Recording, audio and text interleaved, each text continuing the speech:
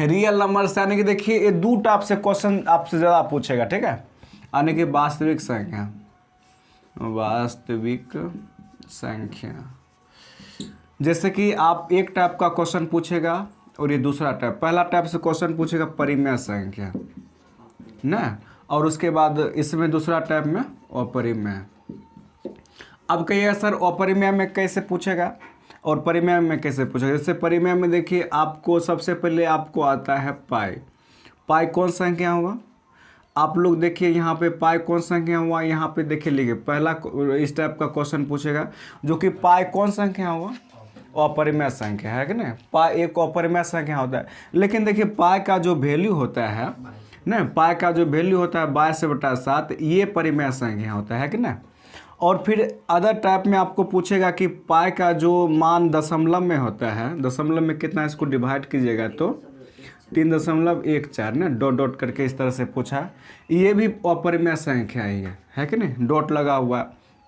और अपरिमेय संख्या और आपको पूछेगा जैसे कि मान लीजिए कि √3 कौन संख्या हुआ, अपरिमेय संख्या। √4 कौन संख्या हुआ, ये परिमेय होगा, है कि ना। ये रूट क्योंकि देखिए परिमेय इसलिए हुआ क्योंकि इसका वर्गमूल निकल जा रहा है, कितना निकल रहा है 2, इसका वर्गमूल निकलेगा पूर्ण रूप से नहीं निकलेगा, तो ये कौन संख्या होगा, अपरिमेय संख्या, है कि ना। और इस तरह से आपको यहाँ पे इस दो टाइप का क्वेश्चन वास्तविक संख्या से ज़्यादा पूछता है एक नंबर में, है कि ना। अभी जैसे कि मान लीजिए कि √7, चलिए √7 हम, चलिए आप बोलिएगा √7 कौन संख्या हुआ, अपरिमेय संख्या, राइट, बैठ जाएगी। अभी जैसे कि मान लीजिए √36, चलिए स्वीटी आप बोलिएगा परिमेय संख्या, राइट, बैठ जाए, ठीक है। चलिए अब भी √5, चलिए सौरभ आप बोलिएगा √5 अपरिमेय, राइट। चलिए चांदनी आप बोलो √10 कौन संख्या होगा, √10 परिमेय संख्या होगा, वो अपरिमेय संख्या होगा, परिमेय संख्या नहीं हो, क्योंकि देखिए इसका वर्गमूल निकलेगा नहीं निकलेगा। तब ये आप देखिए कल का वाला बात मत, कल शाम तो आप नहीं आए थे, वो वहाँ पे मतलब ऐसे ही मतलब बोले थे, लेकिन ये जो होता है ना ये अपरिमेय संख्या, क्योंकि इसका वर्गमूल पूर्ण रूपेण से नहीं निकलेगा, है कि नहीं। चलो संजन आप बोल लो, बैठ ले बोलो, कोई देगा। देखिए √100 ये कौन संख्या होगा, ये परिमेय संख्या, क्योंकि इसका वर्गमूल जो है ना 10 निकलता है कि ना, इसलिए परिमेय संख्या।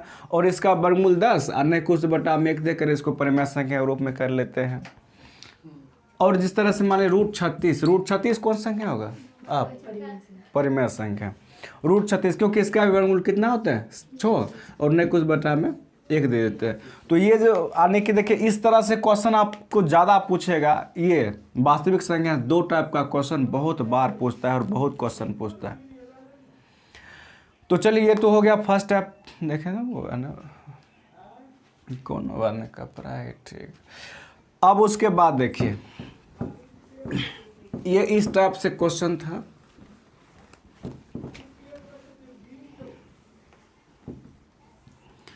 फिर आपको शांत और अशांत में पूछेगा। शांत यानी कि मान लीजिए जैसे कि देखिए अब कई बार क्वेश्चन को इस तरह से बताया गया, शांत और शांत में क्वेश्चन कैसे पूछेगा।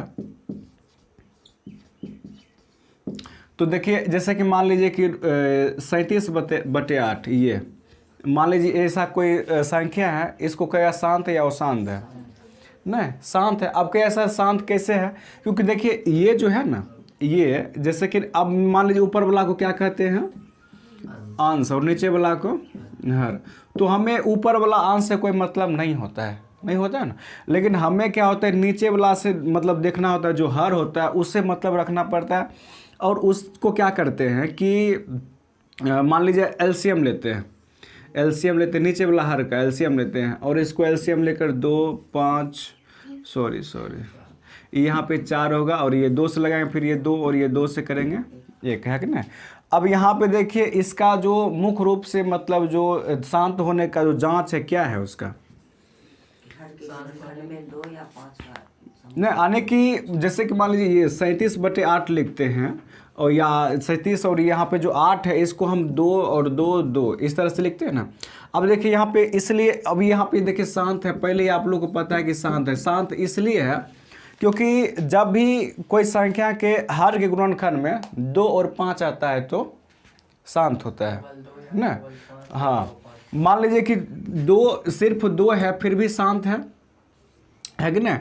और यहाँ पे मान लीजिए कि 2 2 5 5 भी कुछ भी आ रहा है, अरे 2 और 5 कितना भी आ जाएगा फिर भी शांत होगा, या तो केवल 5 आ रहा है फिर भी ये शांत है कि नहीं। तो ये इस तरह से इसको समझते हैं।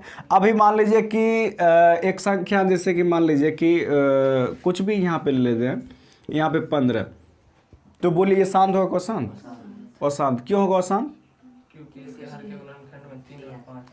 हाँ, क्योंकि जब भी इसको हम गुणनखंड करेंगे नीचे वाला, तो यहाँ पे देखिए 3 गुने 5 आ रहा है, 3 पचे 15। लेकिन यहाँ पे हमको क्या शांत होने के लिए क्या चाहिए? या तो 2 होना जरूरी है, या तो 2 5 दोनों होना जरूरी है, या तो सिर्फ 5 होना। लेकिन यहाँ पे क्या है, 3 आ गया। जब भी कोई 2 और 5 के अदर में आ जाता है तो हमको पता है कि हो जाता है ये अशांत, है कि नहीं। तो इस तरह से समझेंगे। ये इस टाइप का भी एक क्वेश्चन है। और भी देखते हैं कई सारे क्वेश्चन हैं।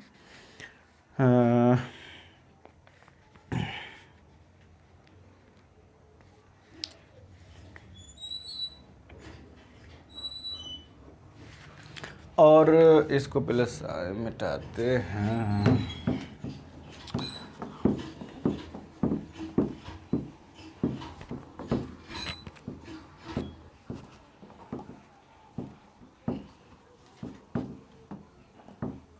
चलिए 2 टाइप क्वेश्चन समझे। अब देखिए थर्ड टाइप में आपसे क्वेश्चन पूछेगा कि जैसे कि मान लीजिए कि जैसे कि ये 17 और ये 24, इसका दशमलव प्रसार निकालें।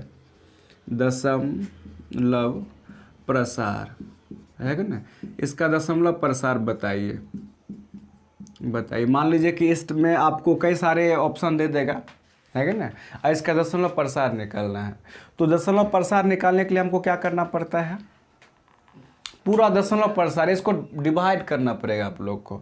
अब कैसे डिवाइड करना है? देखिए 17 में आपको कितना से 24 से डिवाइड करना होगा ना।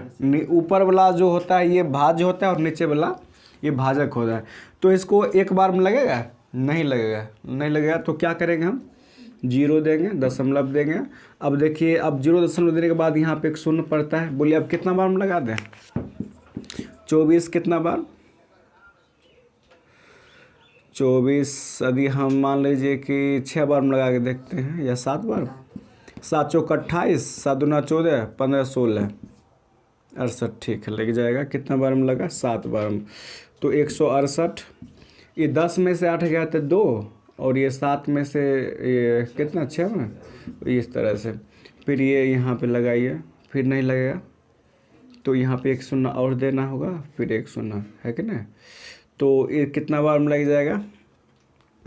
जैसे कि 7 बार में 168, 8 10 बार में लगा के देखिए, 9 बार।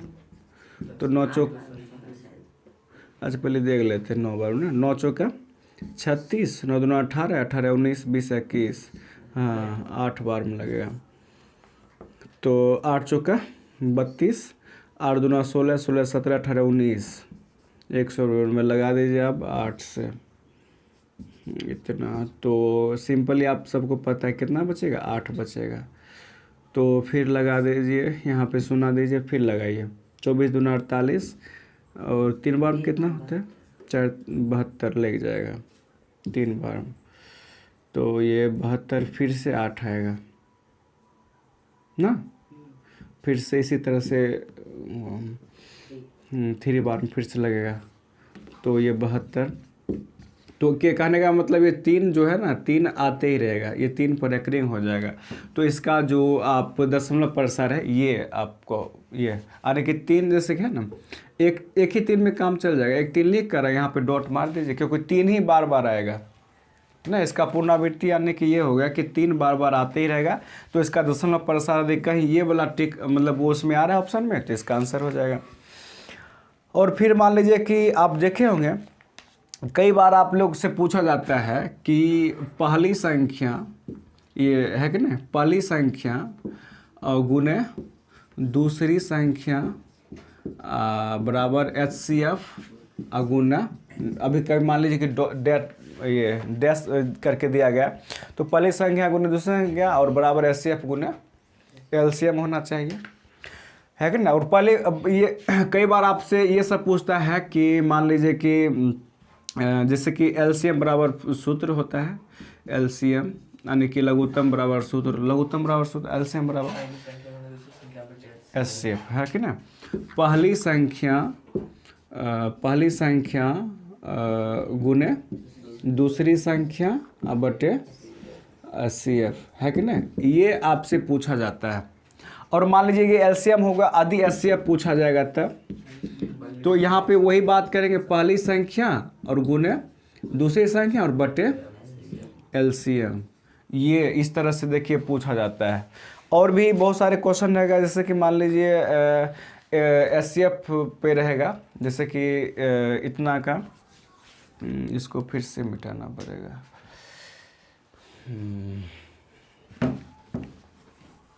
क्या समझ रहे हैं सब? ऑब्जेक्टिव अब जो है ना पूरा क्लास, यानी कि देखिए 15 दिन लगातार क्लास, जितने ऑब्जेक्टिव है पूरा ऑब्जेक्टिव वो कर देते हैं खत्म, और फिर बुक तो आ ही रहा है। चलिए है ना, 20 और 25 का एचसीएफ होगा। मान लीजिए कि 20 और 25 का इस तरह से ऑब्जेक्टिव आएगा कि 20 और 25 का एचसीएफ होगा, तो 20 और 25 का एचसीएफ, तो सबसे पहले हमको क्या करना होगा, इसको हल करना होगा। 20 में हमको 25 से इस तरह से हमको एचसीएफ निकालना होगा। तो चलिए हम ये ऑब्जेक्टिव टाइप का क्वेश्चन रहेगा, तो इसको नॉर्मल इस तरह से हम बना लेंगे, है कि ना, जैसे आपको मन है बना सकते, क्योंकि ऑब्जेक्टिव क्वेश्चन है। जैसे कि कितना बार में लगा दें, एक बार में, तो 20 से कम 20 और ये कितना 25 में से 20 गया तो 5। अब इसको इस तरह से हम ये 20 को उतारते हैं और 5 का 20, इसका आंसर कितना आया, एचसीएफ इसका 5 आया, ये 5 है कि नहीं। अब इस तरह से ऐसे को चलिए हम यदि मान लीजिए कहेगा कि एचसीएफ, ये सब्जेक्टिव पूछ देगा, तब सब्जेक्टिव पूछेगा तो यहाँ पे चलिए आप बोलो तो कि जैसे कि यूक्लिड वाइल एल्गोरिथम का जो फॉर्मूला होता है वो क्या होता है, ए बराबर हाँ,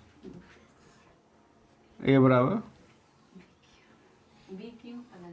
B Q plus R, right.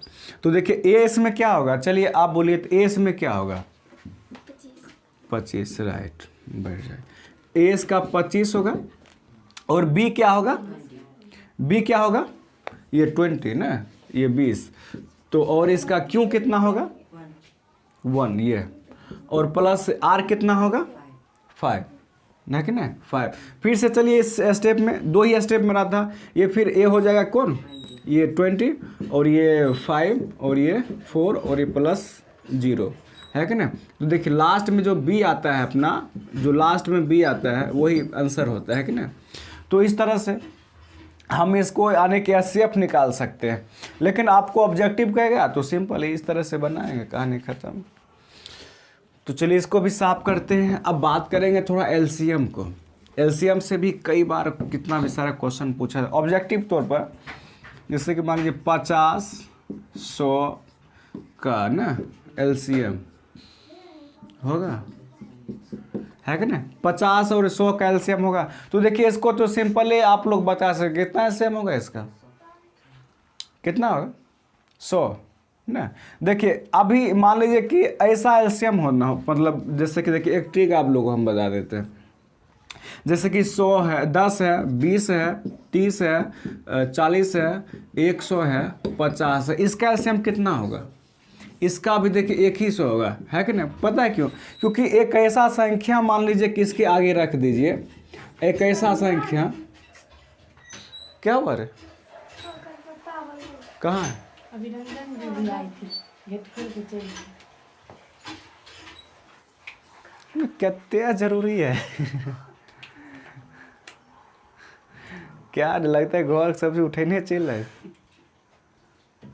खेत जाएंगे, अरे देखो पढ़ाई सबसे इम्पोर्टेंट चीज़ है फिलहाल के लिए। क्या तुमको क्या लग रहा है, खेत जाएगी कि पढ़ेगी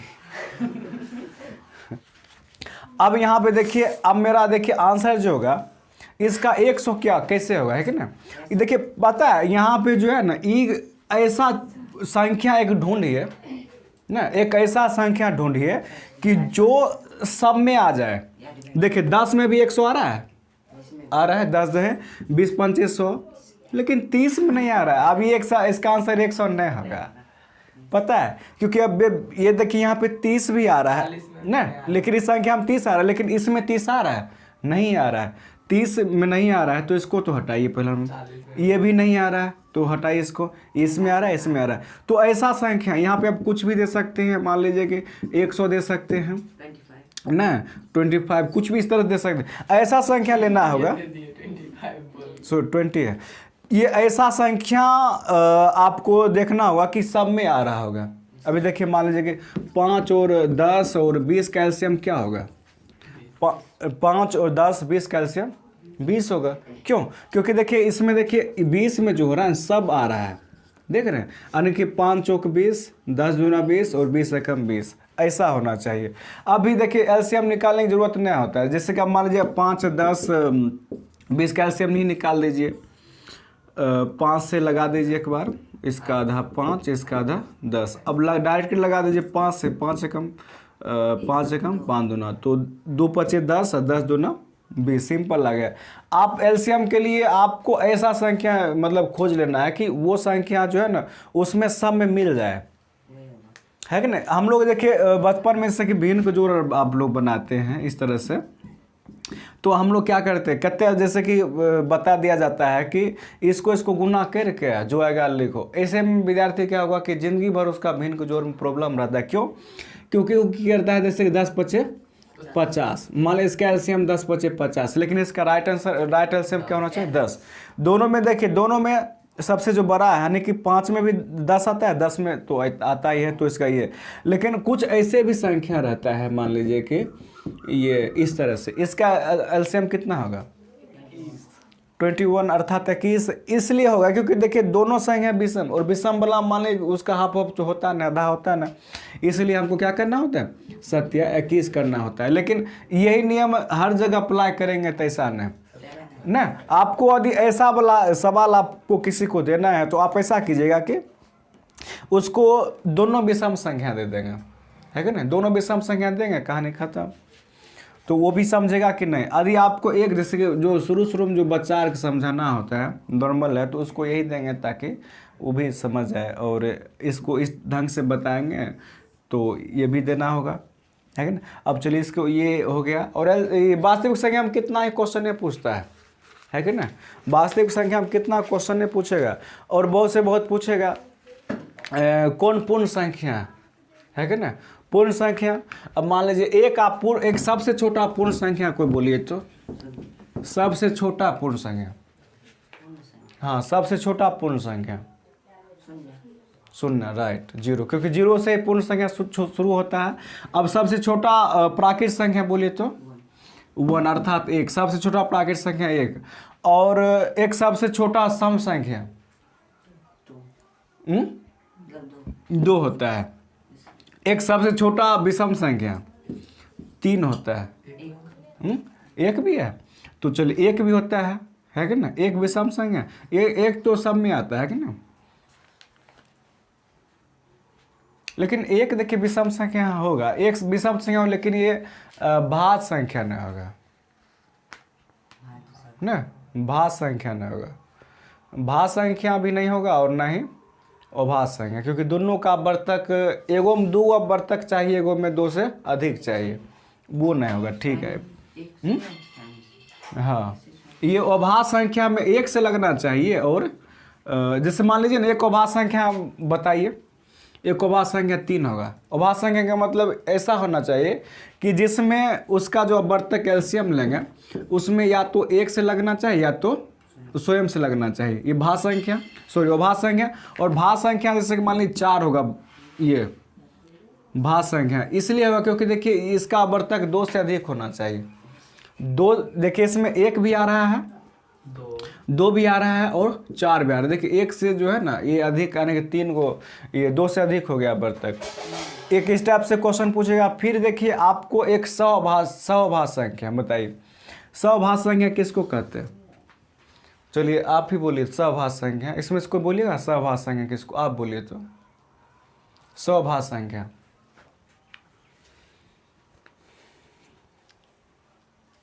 अच्छा कोई भी बोलिए सवभाज्य संख्या। जिन 2 संख्याओं का एचसीएफ 2 होता है तो उसे सॉरी 1 होता है हाँ सॉरी हो, जिन दो संख्याओं का एचसीएफ कितना होता है? 1 होता है तो उसे सवभाज्य संख्या कहते हैं, सवभाज्य। अब देखिए सहभाज्य संख्या, हम जिन 2 संख्या, अब मान लीजिए अब सम में विषम ले लीजिए या चाहे 2 को विषम में ले लीजिए। आप 3 और 5 का है ना, 3 और 5 का एलसीएम लीजिएगा तो 1 ही आएगा। देख लीजिए करके, मान लीजिए कि 3 और ये है ना, ये 5, 3 एकम 3 और ये 2 और ये फिर 3 से लगे 2 एकम 2 और ये 1, ये 1 दूना 2, तो यहाँ पे देख रहे 1, यानी कि जिन 2 संख्याओं का एचसीएफ 1 होगा, है कि नहीं, ये मिस्टेक। तो जिन 2 संख्याओं का एचसीएफ 1 होगा सवभाज्य संख्या। और बोलिए अब वास्तविक संख्या में कितना क्वेश्चन पूछे? इससे अधिक और पूछता है वास्तविक संख्या। देखिए परिमेय पूछ दिया, अपरिमेय पूछ दिया, है कि नहीं, सम संख्या, विषम संख्या, भाज्य संख्या, अभाज्य संख्या, शांत और शांत, एलसीएम ना एचसीएफ, है कि नहीं। इससे ज़्यादा तो क्वेश्चन पूछता ही नहीं है, बहुत से बहुत इतना क्वेश्चन पूछेगा। और है कि ना ये बहुत है, क्योंकि देखिए 4 गो ऑब्जेक्टिव कहाँ से देगा, यहीं से देगा, है कि ना। तो ये वास्तविक संख्या खत्म।